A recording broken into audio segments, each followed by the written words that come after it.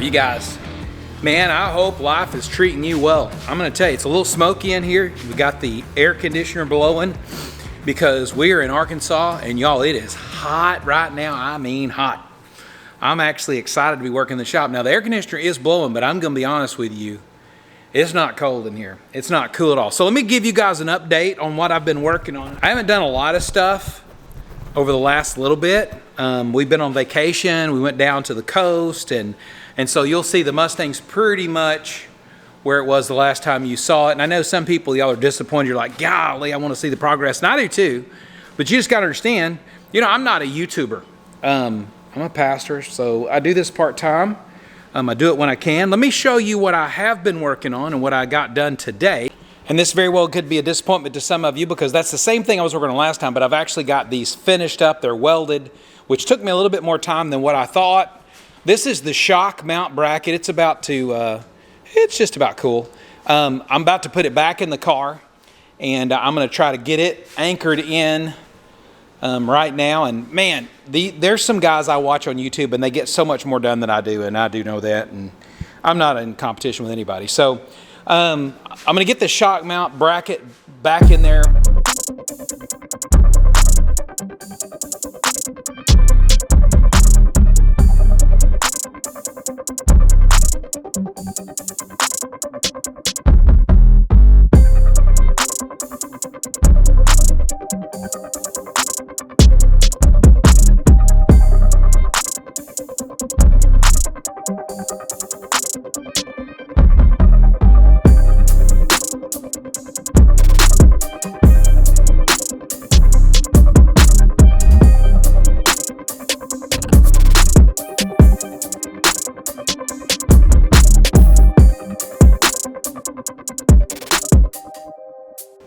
Okay, so here it is, and I'm absolutely positive you're tired of seeing this car in this particular condition because it's been at this spot for a long time, and it has, and I'm constantly putting the body parts on and back off. I can't emphasize enough how important it is for you to screw this body on. Do not anchor it anywhere permanently until you're ready for the final one, and I'm almost to that point, but I'm super satisfied with the tire fitment.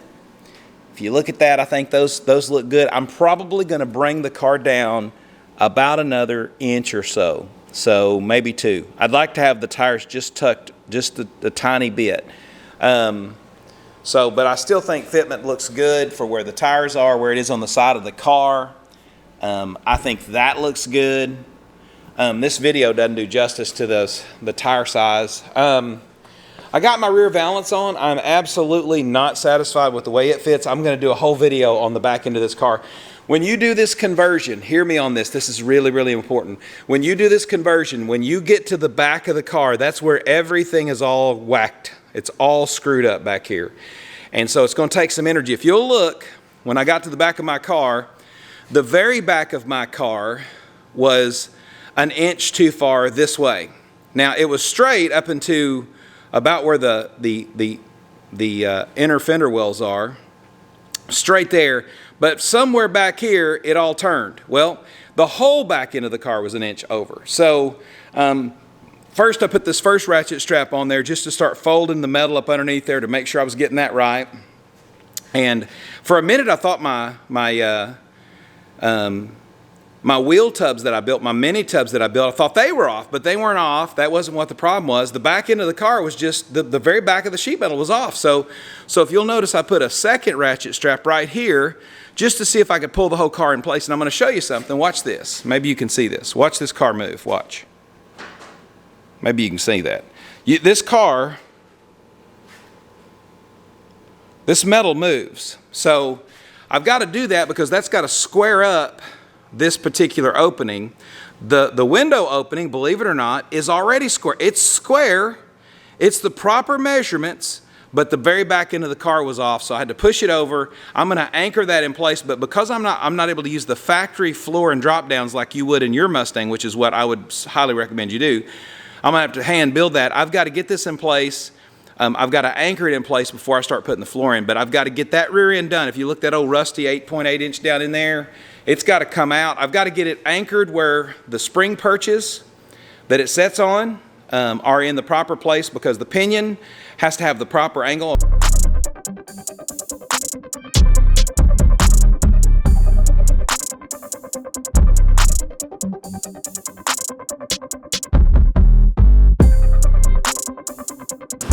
So I know it's loud, so let me show you something real quick. What I've got to do, because I'm setting the pinion angle, I need the body of the car to be level this way. It doesn't have to be level all four ways, but it needs to be level from front to back. So on these Mustangs, there's hardly anything on this Mustang that is level plumb square that you can reference off of. I'm telling you, I just learned that from building these rear frame rails, but you got to try to get it as level as you can. So the best place is the door, the floor underneath the door frame. So now let me show you this. By the way, so this car's off the ground. It's got jack stands in the back. It's lifted by the back and lifted by the front. To show you that this car has no flex in the body, here's the door. If you'll notice, the door gap hasn't changed. That's one. Number two, the door still shuts like it did. That tells you she's pretty solid. Now, here's what we're gonna do. We're gonna open this up. I'm gonna put my old trusty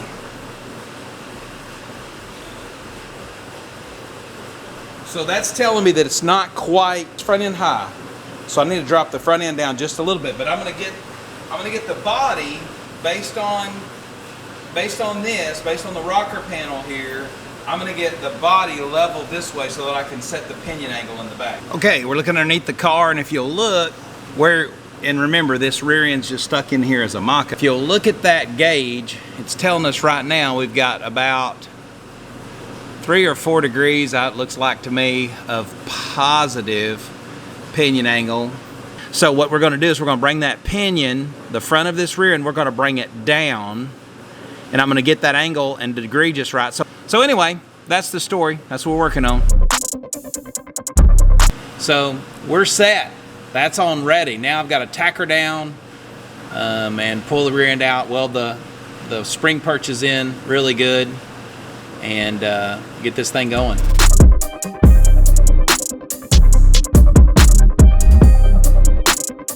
Okay, I know it's loud. I'm not going to turn the fan off though. It's hotter than a hemorrhoid, just like that. All right, I fixed to pull the rear end prayerfully the last time. I'm gonna need to get some gasket material. I don't think I have gasket material for it, so I'm gonna need that. I'm not gonna fill it up with grease yet, but I am gonna put the rear differential cover on. But I gotta get it out. I gotta get paint on it. I'm gonna rattle can it. Thought about doing something different, but I don't think I am. But I think I am gonna do it gloss black, and I don't think I got any gloss black. I don't think I have any gloss black. Sorry, Miss Udi, my English teacher from high school. I don't believe that I have any gloss black. But anyway, I'm gonna look for it. We're gonna pull the rear end out. Let's see what happens.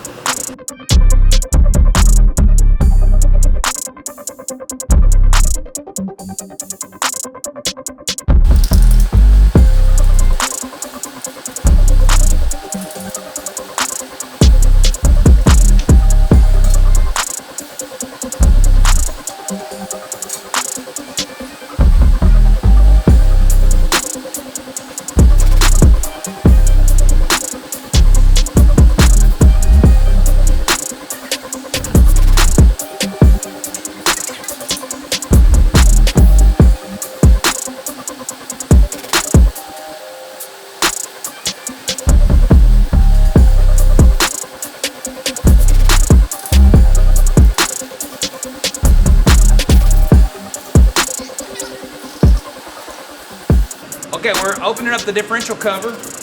We're going to replace the spider gears with this little doohickey. Me and my professional assistant, Mr. Ian McCoy right here. He's hiding. He don't want to be in the camera angle. So this is a mini spool. And that's what we're going to put in this thing. We're going to have to grind the axle ends, because what I understand is you can't put this in there correctly without being able to slide it in further than it needs to be. So that's what we're going to work on right now. It works better if you go the right direction. All right, so here's the issue. What we're going to do is we got to pull up the spider gears, and then we're going to replace it with this locker. In order to do that, we got to get this pin out. It's going to take us just a second, I think.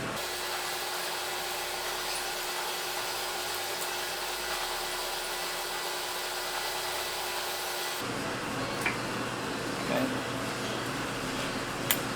There's that.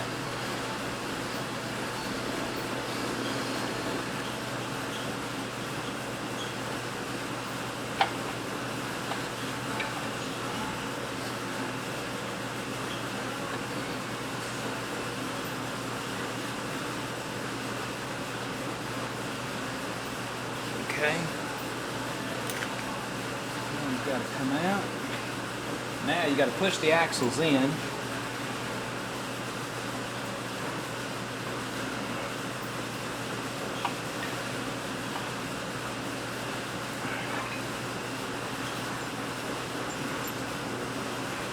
It's a clip, holds that axle.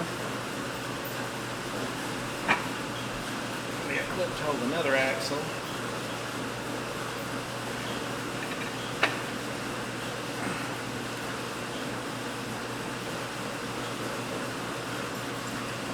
Another axle clip, and the axles are going to slide out ever so far,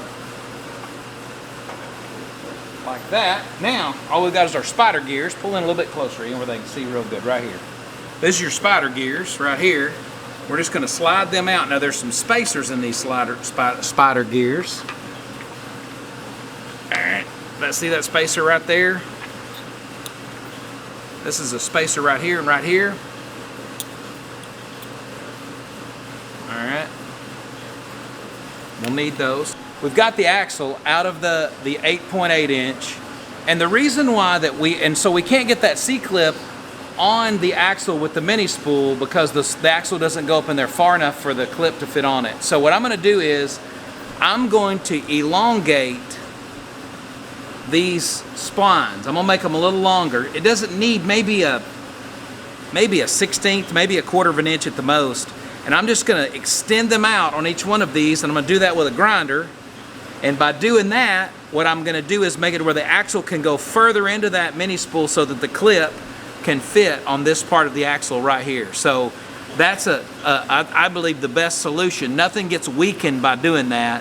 Whereas, you know, I've seen some people grind. I've seen them grind the actual spool, the body of the spool itself, and you take material off that, you're weakening it.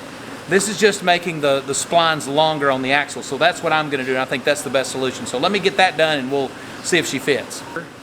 And by doing that, what I'm going to do...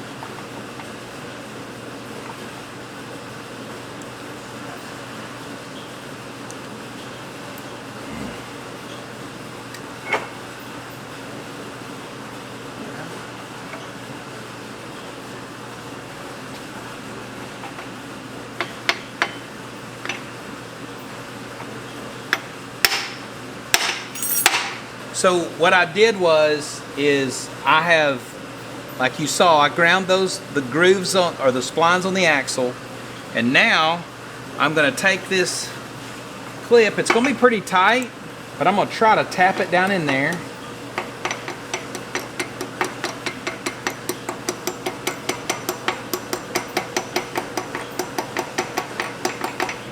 It's almost there.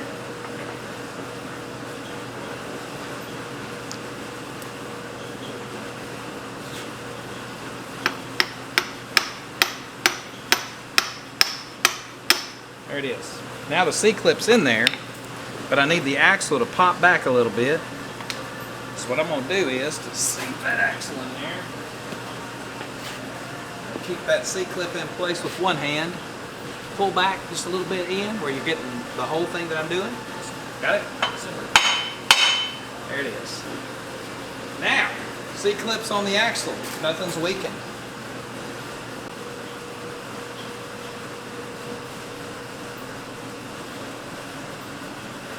Well, that's as far as we've got. You see that the little spool's happy in the rear end, and so we've got a little spool in an 8.8 inch. Hope that gives you a little bit of a technique of putting that spool in your rear end in your 8.8. I'm gonna run mine on the street. I know some people are gonna say, oh, you can't do that. Yes, you can. I've done it for years. It's so silly. I listen to people all the time. You can run it. It's kind of janky a little bit when you're on wet pavement or like snowy stuff, but it's a lot of fun. It ain't gonna hurt you a bit. 31 spline axles, it'll run great. Anyway, hope you guys are having great. Like and subscribe. There's all kinds of material on here. Watch all these videos. I've got tons of lists and parts and all kinds of stuff. watch those and you can find out what they are, and I can help you out. Hope that helps your build. God bless you.